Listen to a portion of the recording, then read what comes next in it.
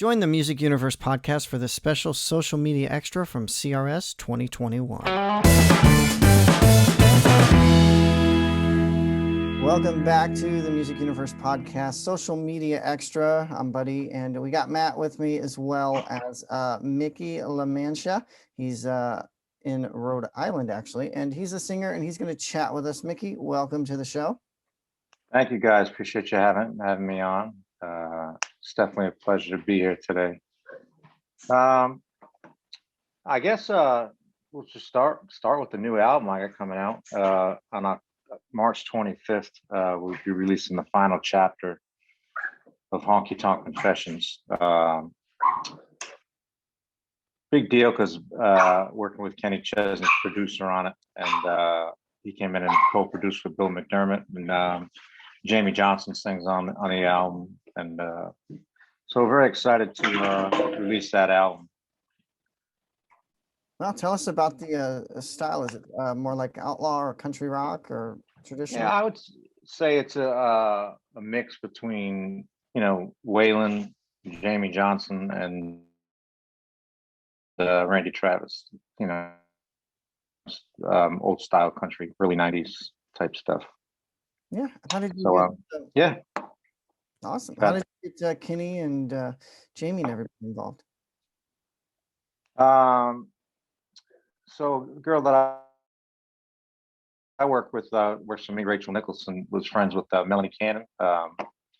And Melanie ended up doing a duet with me on one of the prior albums, and then a few of the chapters that we made available. And Buddy Cannon, I guess, was, he discovered Kenny, and he was bored, so he went in the studio with Melanie, and he ended up he was going to throw down some harmony on a song I was cutting of his and Dean Dillon's, and I guess he was having a good time. He said, "You got any more?" So I ended up singing on like 5 or 6 of my songs on chapter 3 and 2, and then from there we just kind of grew friendship, and we asked him to come on board for chapter 4.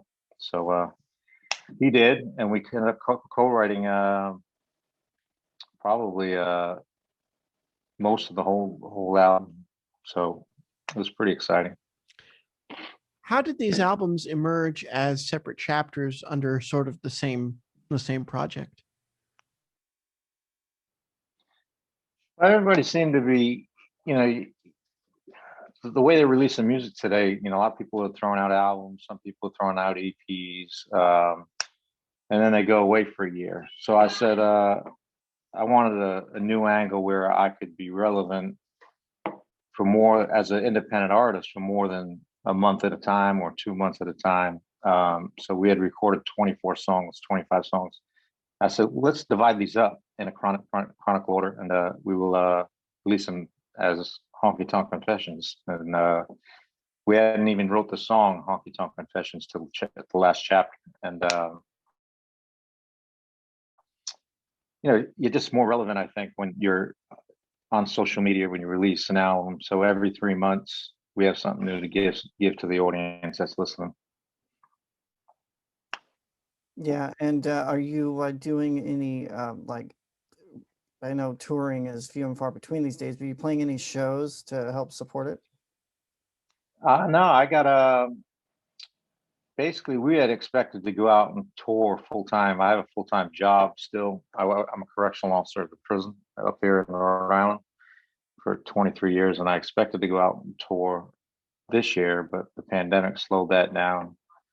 So we got some shows booked in Texas at the end of this year, August and on, and then maybe 2022 will book full, and I'll probably quit my job at the prison and make music full time. And that's the idea. Hopefully it works out that way. But each chapter 4, chapter 1 debuted on iTunes country albums at number 7. The next one, chapter 2, debuted at number 3, and the last one, chapter 3, debuted at number 2. So we've been as high as number 2 on the iTunes chart. Wow. And we got a pretty good track record, and I doubt as an independent artist we'll see number 1 with chapter 4, but you never know. You hold out that hope, but we'll see. Well, you had some great success. I mean, debuting, as high as number 2 and being an indie artist these days, it's, it seems like that's the thing that's happening. If you're an indie artist, it seems like you have a lot of success. Yeah, Tim guy got in my way, and when he was number one, so you weren't going to buck him from being number one. And we've had a lot of success. Every album I put out has debuted top 10 when they came out on the iTunes chart. So being independent, it's good to see your name up there with some of the big cats that are with record labels and have record label support, or distribution support for that matter. But So also, we're doing this totally independent. I want to jump in there. It Got it. also, the flip side of that though is to have that success and then still need a full-time job, which is, it's very admirable that you're able to have that success and hold down a career separate of your music. But it kind of proves a little bit that kind of it's backwards from the 90s and from the early 2000s, that somebody can have that kind of streaming success, but it not be able to prop them up to have the career that they're having numbers wise, but not have that career financially. Well, I'm a big, I believe that you have to build up a base, obviously. So we started from the ground up, and I always said I would never quit my job where I have 2 children and a wife, and I wouldn't put their futures Of course. in danger by quitting and chasing a dream that I have at my age. And so I never did. I just kept putting out music, and now we're very successful. We've crossed over 5,000 streams on Spotify alone, 3 million on iTunes, Apple Music, and then you have Pandora and Amazon, which I think we've crossed over a million to 2 million. So we're approaching 10 million total streams, not counting YouTube. And so we got the numbers, and we got the music, and I'm writing songs with Buddy Cannon and Marla Cannon Goodman. I hear the song 10 Rounds of Jose Cuervo with Tracy Bird.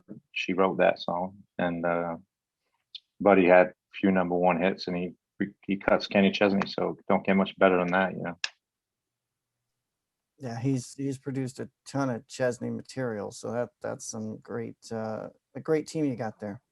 Yeah, lucky, very lucky to be working with a legend. And I remember the first time he pitched me, he had pitched a song. He was sending me a lot of songs, and he sent me a George Jones song. He said, "You should cut the song." And I said, "Oh, I'll never cut a George Jones song." And he said, "Well, why?" I said, "Well, George Jones to me had one of the best voices ever." I said his fan base probably wouldn't take too kindly to me singing it. He goes, "But George would like it." And I said, "Well, I still wouldn't want to take that risk." But we did do a Waylon song on this last chapter that Jamie Johnson came in and sang on. Ladies Love Outlaws. We released that, and that's already cracked 100,000 streams on Spotify alone in a 2-month period. So very lucky to have Buddy in my corner. Sounds like big things are on the horizon. Mickey, it has been a pleasure to talk to you. Before we let you go, is there anything else you want us to know, want to point out? Obviously, we will tag your socials when we post this, but want to give you the last word here before we wrap up.